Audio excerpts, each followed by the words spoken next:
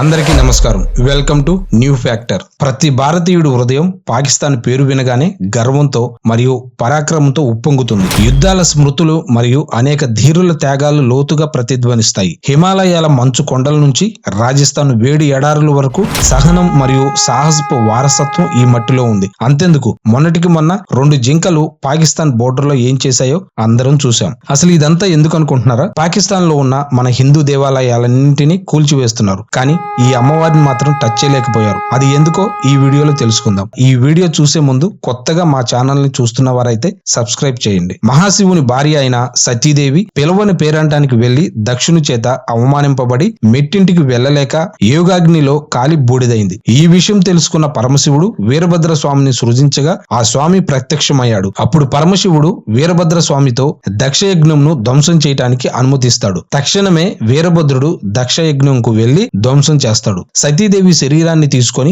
పరమశివుడు విశ్వమంతా తిరుగుతాడు. ఎలాగైనా పరమశివుణ్ణి ఆపాలని విష్ణుమూర్తి సుదర్శన చక్రంతో సతీదేవి శరీర భాగాలను ఖండిస్తాడు. సతీదేవి శరీర భాగాలు పడిన ప్రదేశాలే 18 శక్తిపీఠాలని అందరికీ తెలిసిందే. కానీ వేరువేరు గ్రంథాల్లో ఈ సంఖ్య వేరుగా కనిపిస్తుంది. ఒకదానిలో 4, 51, 55, 108 అని ఇలా వేరువేరుగా ఈ శక్తిపీఠాలను పేర్కొన్నారు. చాలా సందర్భాల్లో వాటిలో హింగ్లాన్స్ దేవిని కూడా ఓ శక్తిపీఠంగా పేర్కొనడం మనం గమనించవచ్చు. ఈ శక్తిపీఠం పాకిస్తాన్ లోని కరాచీకి దాదాపు 300 కిలోమీటర్ల దూరంలో ఉన్న బల్చిస్తాన్ లో ఉంది. ఇక ఇక్కడి స్థల పురాణం ప్రకారం అమ్మవారి తలలోని కొంత భాగం పడిందని, అందుకే ఇక్కడ ప్రతిమకి ఒక రూపంటూ ఉండదని ప్రజల విశ్వాసం. ఈ అమ్మవారు చిన్న గుహలో మట్టితో చేసిన పీఠం మీద సింధూరం పులిమిన ఒక రాయి మాత్రమే భక్తులకు కనిపిస్తుంది. సంస్కృతంలో సింధూరాన్ని హింగిలము అని పిలుస్తారు. అలా ఈ దేవికి హింగ్లాజ్ మాత అని పేరు వచ్చిందని అంటారు. మరో కథనం ప్రకారం ఒకప్పుడు హింగిలుడు అనే రాక్షసుడు ప్రజలను పీడిస్తూ ఉండేవాడు. అతన్ని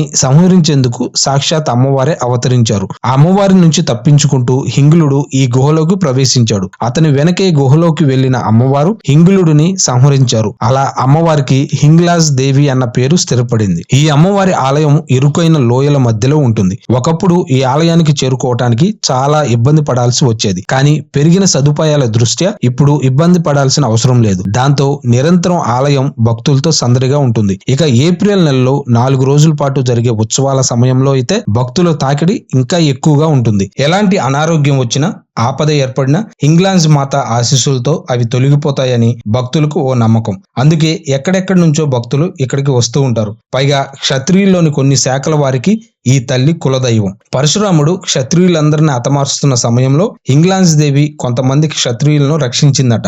అందుకని వారి వారసులు ఇప్పటికీ ఆ తల్లిని కొలుస్తూ ఉంటారు. హింగ్లాన్స్ దేవిని హిందువులు కొలవటం సరే, కానీ ఇక్కడ ఎక్కువ మంది ముస్లింలు కూడా ఈ తల్లిని ఆరాధించడం ఓ విశేషం. వారంతా అమ్మవారి భక్తి పారవస్యంలో మునిగి తేలుతారట. వారందరూ కలిసి ఈ అమ్మవారి ఆలయానికి పెట్టుకున్న పేరు నానికి మందిర్ అని. ఈ తల్లికి కాషాయపు వస్త్రాలు, అగరవత్తులు వీరు అందిస్తారు. అక్కడ స్థానికుల్లో ఇలాంటి భక్తి ఉంది కాబట్టే పాకిస్తాన్ లో ఇతర దేవాలయాలన్నీ కాలగర్భంలో కలిసిపోయినా ఇంగ్లాండ్స్ మాత ఆలయం మాత్రం ఇంకా చెక్కు చెదరకుండానే ఉంది. ఇక ఈ వీడియోపై మీ అభిప్రాయాన్ని కామెంట్ రూపంలో తెలియజేస్తారని అనుకుంటూ మరొక మంచి వీడియోలో మళ్ళీ కలుసుకుందాం.